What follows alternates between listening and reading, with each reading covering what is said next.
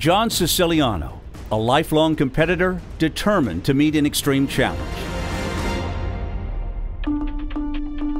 It was June 13th, 1993, and Tuesday night, my buddies invited me to go out. So I jumped in the front seat of the Jeep.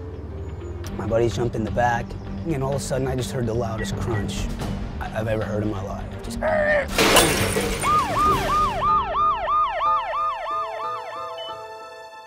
I wake up, I'm in intensive care. I just remember the doctor coming right over and was just like, we had to amputate your leg 4 inches above your right knee. And it hit me. It just... Following that accident, John faced the difficult decision between giving up and overcoming. All right, let's do this. I went into physical therapy, and my physical therapist gave me this brochure. So on this brochure were these 2 Paralympic athletes running on this track, and I was like, what? You mean you can run on these things? And what's the Paralympics? And whoa, light bulb. This was the perfect inspiration to reignite his competitive spirit. One thing I wanted to do was run again. Like, life became that simple for me. I just want to run again. Whatever that takes, I want to run. And run he did, right into a world record for the 200-meter dash, securing him a spot on the U.S. Paralympic team.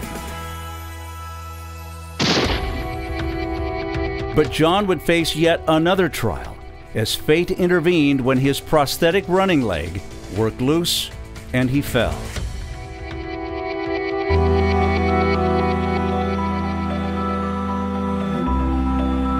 I just knew I had to get up and finish this race. So I got up. It's devastating, but I hopped.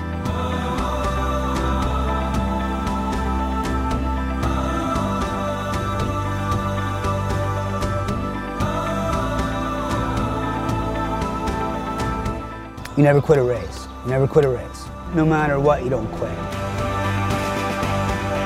His relentless attitude helped him climb to the ranks of the most elite challenged athletes in the world. Challenged athlete my ass. John's simple philosophy of no excuses constantly pushes him to continue to excel. Do I want someone to feel bad for me or take it easy on me? Not at all. Bring your best. Bring your A game. An athlete's an athlete. The only difference is I have to put a prosthetic leg on. Are you ready to win?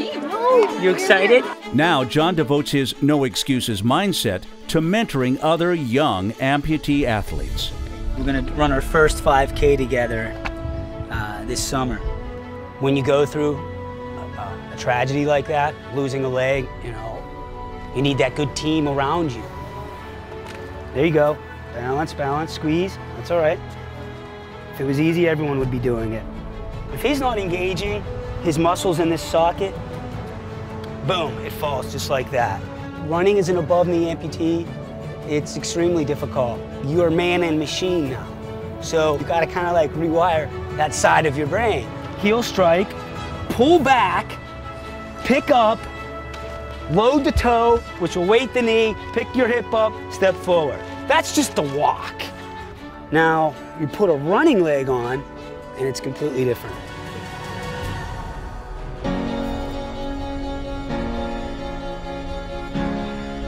Nice, nice.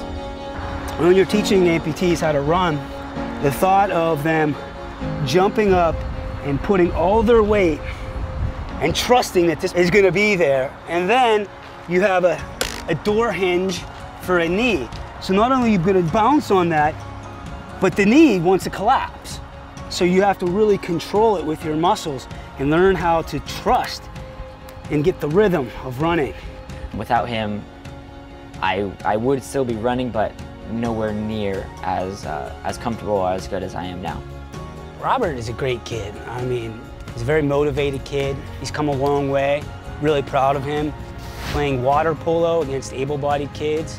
He really is the example of no excuses. I have actually been contacted by a couple Paralympic swim coaches and I'm training for the 2016 Paralympics in Brazil. It's interesting, when things are taken away from you, you appreciate them more when you get them back. He fakes it to Ram. He rolls right.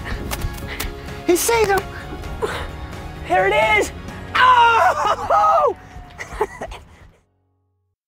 Coming up, John Siciliano trains for the unthinkable. I just didn't want to deal with him. Like, you have no idea what I'm going through right now, buddy. I'm ready to medal. I'm thinking I could get on that stand.